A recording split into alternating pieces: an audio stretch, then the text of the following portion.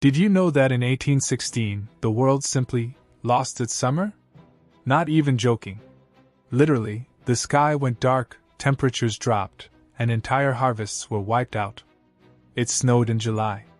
Millions of people went hungry. And all of it, believe it or not, started with a volcano on the other side of the planet that no one in the West even saw erupt. Today, we're going to uncover how the eruption of a tropical mountain called Tambora triggered a global crisis that wrecked the climate, sabotaged economies, inflamed political tensions, and even spawned monsters, both on paper and in real life. And stick around until the end, because you'll see how this natural phenomenon turned into much more than just a climate disaster. It exposed the cracks in empires, shook the foundations of power, and sparked a quiet revolution, one made of hunger, ink, and fear. And yes, Frankenstein is part of the story. But before the ash came the red carpet. Or rather, the Congress of Vienna. In 1815, after 25 years of Napoleonic wars, Europe's ruling elite was done. Napoleon had finally been kicked out, again, and the big players gathered to fix the world. The goal was simple: restore thrones, redraw borders, and slap some aristocratic makeup on history to pretend the French Revolution never happened. Picture an episode of Assassin's Creed, Unity, but without the street fights. Just old men in wigs trying to patch the world back together. And for a moment, it looked like it might actually work. Europe exhaled, the map was redrawn with diplomatic flair, and things seemed to be going back to normal. And then the sky went dark. Literally. And that's how the story begins, of a forgotten volcano that took center stage, bringing with it climate chaos, widespread hunger, and a creeping fear of what comes next, all while kings still pretended they were in control. In April 1815, on a remote island in the Dutch East Indies, what we now call Indonesia, Mount Tambora blew up. Literally. It was one of the most powerful volcanic eruptions in recorded history. And the weirdest part? Almost no one in the West even noticed at the time. No Twitter, no CNN, no Google News. Just silence, followed by a sudden chill. The eruption was so massive it launched over 150 cubic kilometers of ash and gas into the atmosphere. The cloud of sulfur dioxide reached the stratosphere and spread across the entire globe like a giant, gloomy blanket. The result? Sunlight was blocked, global temperatures dropped, and the planet entered what was basically summer mode, off.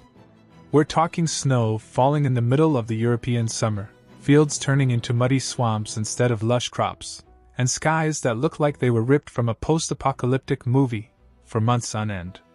Picture waking up in July, opening your window, and seeing something straight out of The Last of Us, only with more mud and fewer zombies. It was like Earth had cranked the disaster intensity setting to max in Civilization 6, and nobody had a disaster relief plan ready. And no, this wasn't just a cold snap. It was global cooling. Records show that average temperatures in the northern hemisphere dropped by as much as 3 degrees Celsius, enough to wipe out entire growing seasons. And when summer fails, everything fails. Crops, food supplies, trade, shipping. It was like nature yanked the rug out just as Europe was trying to get back on its feet after the Napoleonic hangover. As if the planet itself whispered, thought this was over? Think again. Tambora may have been invisible to most Europeans, but its shockwave hit them full force. From southern France to the Canadian forests, the weather went haywire, and with it, humanity started to crack.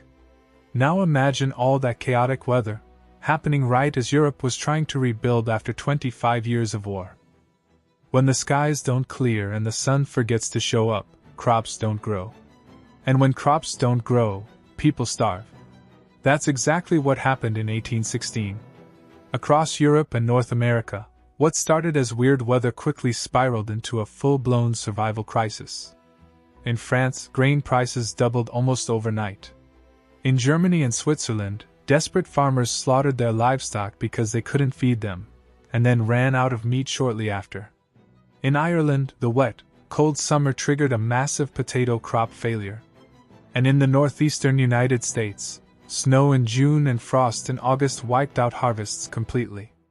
Imagine planting tomatoes, only to have them buried under snow. Twice. The result? Widespread famine. Food riots broke out in major cities. In Switzerland, starving crowds looted bakeries and grain warehouses. In parts of Germany, people ate grass, sawdust, and even boiled straw just to feel full. Newspapers reported families mixing bark into flour. It was the Walking Dead, but instead of zombies, people were chasing loaves of bread. And this wasn't just about hunger. When food disappears, social order goes with it. Criminality soared. Markets collapsed. The rural poor migrated en masse to cities, hoping to find something, anything, to eat. Many didn't. Others turned to crime or collapsed in the streets. It was like a preview of the modern supply chain crisis, but with no safety nets, no international aid, and no plan B. And the worst part? Governments had no idea what was happening. To them, it wasn't a global climate event, it was just chaos, region by region. So their responses were slow, fragmented, and often cruel. Some cracked down on protesters instead of helping. Others just raised grain taxes. Because that always helps, right? And let's be honest, even today, food insecurity hits hard. Ever gone to the grocery store and seen tomatoes at $10 a kilo and thought, guess I'm growing my own now? Now imagine that feeling, but with everything. No bread, no potatoes, no milk, no help. And as always, the poor feel it first. But soon enough, the kings started sweating too. After Napoleon's defeat, the crowned heads of Europe made a grand comeback. Monarchies were restored like old software updates, classic edition, promising stability, tradition, and order. Louis XVIII was back on the throne in France. Austria flexed its imperial muscles again, and the idea was that everything would finally settle down. Spoiler, it didn't. Because while the kings were busy playing dress-up in their shiny palaces, the people outside were literally starving. The glorious return of royal rule came with empty granaries, freezing summers, and economic collapse. It didn't take long for the public to start asking some uncomfortable questions. Like, wait, weren't things supposed to get better now? In France, Louis XVIII found himself presiding over bread riots and rural revolts. The very population he was supposed to pacify was too busy trying not to starve. In the German states and the Austrian Empire, tensions exploded between the conservative nobility and the rising class of liberals and students, who didn't quite buy the return to normal fairy tale. It was a perfect storm of disillusionment. The old elites were back in charge, but they had no answers for a world in crisis. It's like rebooting your phone during a thunderstorm. The system loads, sure, but it doesn't stop the lightning. Or the looting. Worse, the kings refused to admit that something deeper was happening. To them, the unrest wasn't about hunger or injustice, it was subversion, plain and simple. Instead of listening, they doubled down. More restrictions. More taxes. More royal detachment. It was the crown meets Les Miserables, a monarchy completely out of sync with the suffering just beyond the palace gates. The result? A growing divide between rulers and the ruled. And while the poor begged for bread, the rich started worrying less about economics, and more about control. Because when people get desperate, they get loud. And when they get loud, kings start building walls. And while the people cried out for bread, governments decided it was easier to silence mouths than to feed them. Hey, Discovers, real quick before we dive back in, I've got a small favor to ask. If you're the kind of person who loves a good story, the real ones, with epic battles, wild mysteries, unforgettable characters, and lessons that still echo today, then this channel is for you. Hit that subscribe button and join us as we explore history in a way that's curious, smart, and surprisingly fun. Because understanding the past has never been this interesting. So, what do you do when your empire is falling apart, the people are starving, and revolution is in the air? If you were a 19th century European monarch, you hired more cops. Instead of handing out bread or actually addressing the crisis, governments across Europe decided the real threat wasn't hunger, it was ideas. And that's where Prince Metternich, the Austrian mastermind of post-Napoleonic order, stepped in like a Victorian version of Big Brother. Under Metternich, Europe turned into one giant surveillance state. Letters were opened, newspapers censored, and universities infiltrated by informants. Students had secret police in their classrooms. Professors were blacklisted for suggesting things like maybe the government should help people not die. Radical stuff. The goal? Total ideological lockdown. It was equilibrium before gun fu. 1984 with powdered wigs. V for Vendetta. But everyone's wearing monocles. And it wasn't just Austria. Across the German Confederation, France, even parts of Italy, the ruling class started choking the flow of information. Printing presses were inspected. Political clubs were banned. Writers were arrested for being too interesting. In short, the people were hungry, and the governments were scared, not of rebellion, but of conversation. Because when you can't fix the system, you suppress the ones who point out it's broken. Sounds familiar?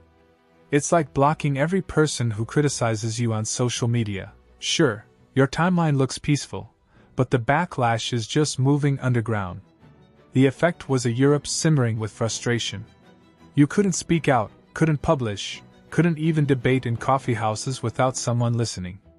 And yet, all that repression didn't stop people from thinking. On the contrary, it made the ideas spread faster. Because when the world outside goes dark, people start lighting fires in their minds. And in the midst of all this fear, silence, and suffocating control, stories began to emerge. Some were about monsters. Some were monsters. While kings were panicking and governments were busy censoring everything that moved, a small group of writers gathered in a Swiss chalet and accidentally invented modern horror. The year was 1816. The place, Villa Diodati, by Lake Geneva. Among the guests? Lord Byron, Percy Bysshe Shelley, and an 18-year-old named Mary, who would soon become Mary Shelley. Outside, the weather was apocalyptic. Rain, storms, a sunless sky. Not exactly beach season, but perfect for ghost stories. Stuck indoors by the relentless cold and dark, the group decided to entertain themselves with a little writing challenge. Who can come up with the scariest story? No pressure. And what came out of that gloomy, volcanic sky summer was Frankenstein. But this wasn't just a horror tale about a stitched-up monster. Mary Shelley had tapped into something deeper, a collective anxiety that was in the air, literally and figuratively. A world that felt broken. Nature lashing out. People suffering while powerful men played God. Sound familiar? Frankenstein became the metaphor for a new kind of fear, the fear that humans had unleashed something they couldn't control. Whether it was science, politics, or even the weather, the monster was no longer in the shadows. It was us. That year, the Gothic aesthetic was born not in candlelight, but in thunderclouds. And Mary Shelley, young, brilliant, and grieving the loss of her child, channeled that pain into a work that would echo for centuries. It was The Leftovers, The Last of Us, and Black Mirror rolled into one, only with corsets and lightning rods. As the world outside froze, literature caught fire. Fear became fuel. And from that darkness, a new genre was born. Because when reality is too much to bear, we create monsters to make sense of it. And while writers were turning fear into fiction, diplomats were already plotting how to reshape the world. While most of Europe was busy duct-taping the old world back together, Britain had a moment of clarity. Maybe we shouldn't keep playing by Vienna's rules. Enter George Canning, the new British Foreign Secretary, sharp, ambitious, and just bold enough to realize that trying to rewind history wasn't just naive, it was bad for business. Canning took one look at the starving mobs, the censorship crackdowns, and the endless attempts to turn back the clock and thought, yeah, no thanks. Instead of doubling down on repression like the rest of the concert of Europe, Britain started quietly pivoting. In Spain, when the monarchy begged for help suppressing liberal uprisings, Britain said, "Good luck with that." When Metternich proposed another alliance intervention, Britain politely declined. And most importantly, Canning began recognizing the independence of several Latin American countries, the same ones Spain and Portugal were desperately trying to reclaim. It was a power move. By acknowledging these new republics, Britain wasn't just supporting revolution, it was opening new markets, building alliances, and positioning itself as the cool uncle of global trade. While other empires clung to old maps, Britain was drawing new ones. Canning even teamed up with the United States, backing the Monroe Doctrine, basically, a big hands-off the Americas sign aimed at Europe. This wasn't just diplomacy, it was a pivot to a whole new global strategy. Think the diplomat meets House of Cards, but with powdered wigs and naval fleets. The takeaway? While kings and emperors obsessed over restoring their fragile thrones, Britain started planning for the next century. Less repression, more opportunity. Less nostalgia, more pragmatism. They saw the writing on the ash-covered wall. Because when the world is falling apart, the smartest players stop trying to glue the past back together and start building something new. And while some dreamed of resurrecting old glory, others were already sketching out the future. If Europe had a control freak in chief after 1815, it was Prince Clemens von Metternich, the Austrian diplomat who fancied himself the maestro of post-Napoleonic stability. His goal? Keep everything exactly where it was. Forever. No revolutions, no republics, no funny ideas about freedom floating through the air. But there was a problem. The air had already changed. Literally, thanks to a volcano. And metaphorically, thanks to decades of war, revolution, hunger, and now, censorship-fueled paranoia. Metternich's whole system, the concert of Europe, was like a very elaborate game of Jenga made out of royal families and conservative values. Every piece was stacked just so. But the world didn't care about his careful architecture. It was moving faster, louder, and in weirder directions than he could handle. He tried to stop German unification by pushing for more censorship. He tried to keep Italy fragmented by clamping down on student protests. He wanted Europe frozen in a pre-1789 time capsule, where monarchs ruled unchallenged, and the people politely starved in silence. But here's the thing, when you repress change instead of adapting to it, you're not preserving stability, you're pressurizing chaos. By the 1820s and 30s, liberal ideas were spreading like wildfire. Underground newspapers, secret societies, revolutionary poetry. Even the educated elite, the ones Metternich counted on, were starting to get restless. He was like a Game of Thrones character trying to rule through old alliances and family trees while ignoring the fact that the dragons had already hatched. And under all that political scaffolding, something was growing: resentment. Economic, ideological, generational. The kind of slow-burn frustration that doesn't explode right away, but waits.